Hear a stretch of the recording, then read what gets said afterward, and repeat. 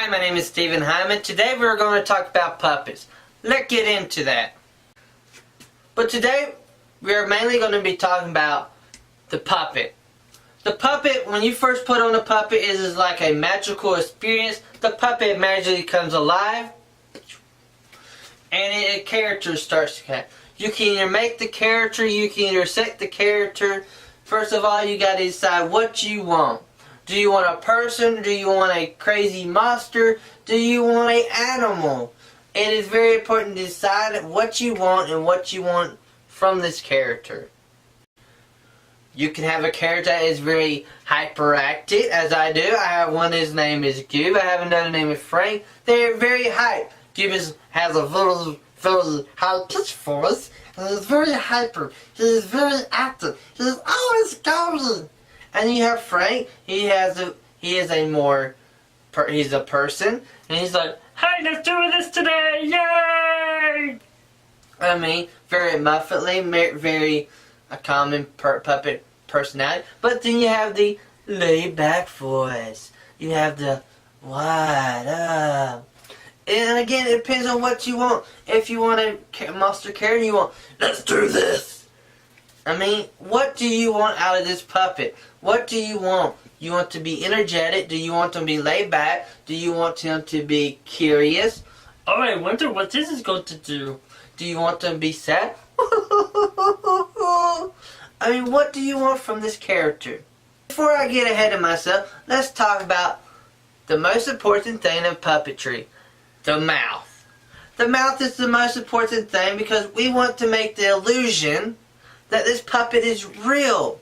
We want the illusion that this puppet is actually speaking with the words. We do not want to look like a foreign movie where the mouth is moving and the words are not synced up. When talking with a puppet, it is very important to know how a person talks. Alright, when a person talks, his talk of his jaw do not move. The bottom do. So we do this by taking our hand and we hold it steady. Another reason this is very important is because of the eyes. When you lift the puppet's head upwards, the eyes are going upwards and he starts looking at the ceiling. And instead of doing that, we want to make sure we are moving the thumb. There are some puppets that do not like to have that are not made to totally move the thumb. So you want to move the top maybe just a smidge. And to comprehend with this, you want to make the puppet look down. So he is looking down. This puppet I have today, the mouth doesn't like to move the way it's supposed to. So as I said before, hunch his head a little down and talk a little. And you want to make sure he's keeping eye set with your audience. Using the puppet, when you mouth the words, you want to mouth a word per a syllable. So it is a movement per a syllable.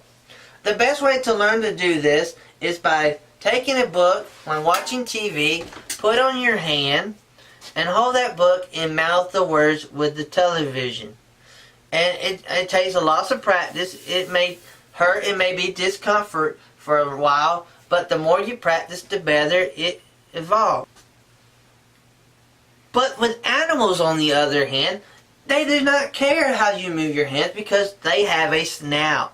You can move their hands up, down as much as you want. So this is why I suggest if you do not have professional or you do not have well-trained puppeteers, you use animals. They look more professional even though you're not, because it doesn't matter how you move their hands, because most animals have snouts.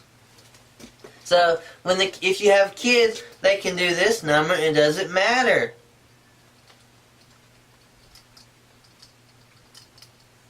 See, it looks alright. But when you're doing people, on the other hand, appearances matter because you don't want to look crazy. That's all for today. I hope you like this video. Please subscribe, like, share, so we might further the art of puppetry. Thank you until I see you again.